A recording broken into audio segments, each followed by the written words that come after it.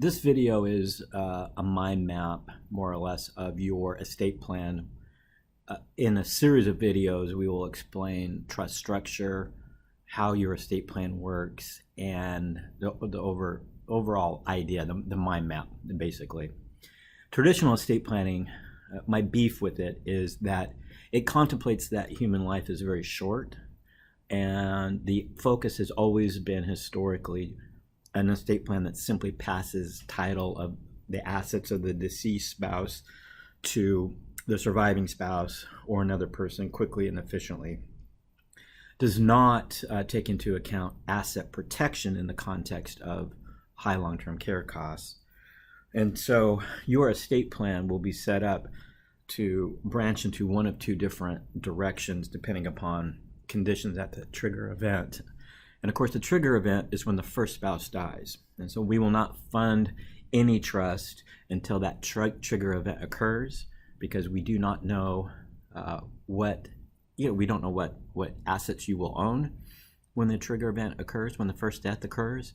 We do not know the status and condition of the surviving spouse. So we kind of have to wait and see.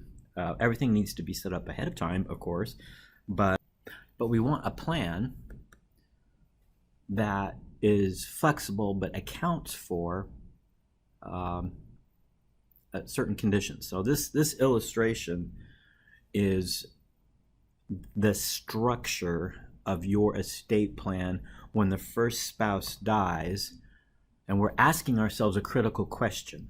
The day after the death of the first spouse to die, when that occurs, the first death rather, we want to insert into your estate plan a basic question. And the question simply is, what is the health and condition of the surviving spouse? I mean, it's not that difficult. You'd be surprised. Traditional estate planning just ignores that question. Now, this illustration illustrates what the estate plan will look like, the general structure in the event the surviving spouse is ill, is already incapacitated, maybe has dementia, currently or imminently in need of long-term care, or if the surviving spouse is just old. In that event, the estate plan, overall estate plan, looks like this. The assets, and remember, Washington State is a community property state, so when the first spouse dies, the community is severed and broken into two parts. The assets of the deceased spouse is separated from the assets of the surviving spouse. Now, if we look at the illustration, the deceased spouse's estate is on this side of the illustration, and the assets of the surviving spouse are on this side. The key is to transfer and distribute assets of the deceased spouse into the Spousal Protection Trust. Now, that has to be coordinated in a last will and testament. It has to be provided for in the last will and testament, which we've drafted for you, and it does require a probate, which is not perfect, but that's just the way the law developed, and that's what we have to do. We transfer the assets of the deceased spouse into the Spousal Protection Trust because, and only because, the surviving spouse is ill, already in care, looks like might be headed towards care, and we want to protect the assets against unreimbursed medical costs.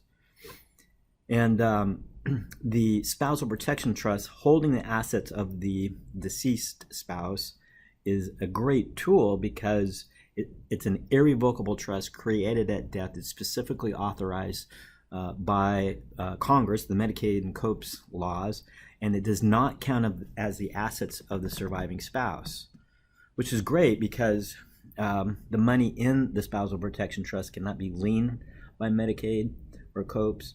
It cannot, it's out of our state for tax purposes. It cannot, the 5-year look-back period, the Medicaid lien laws, and the transfer penalties, all these horrible laws that you've heard of, does not apply. It cannot reach those assets. So it's a true asset protection trust.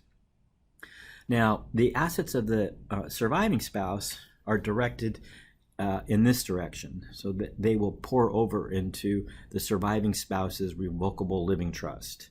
We do this so that when the second spouse dies, we can then avoid probate. Both sides of the ledger, both the assets of the deceased spouse and the assets of the surviving spouse, when the second spouse dies, these trusts terminate and pays out to the heirs according to your wishes.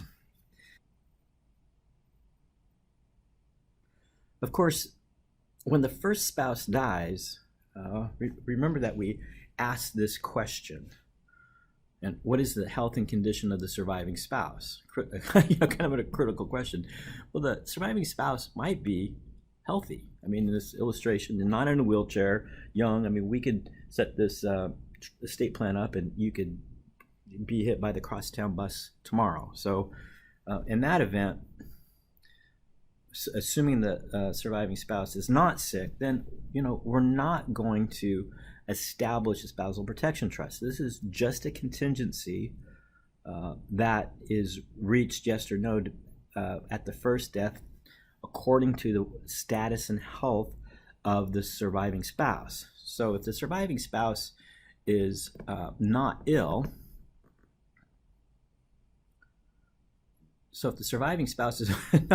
not ill, then assets of the deceased spouse and assets of the survivor will pour into a revocable living trust.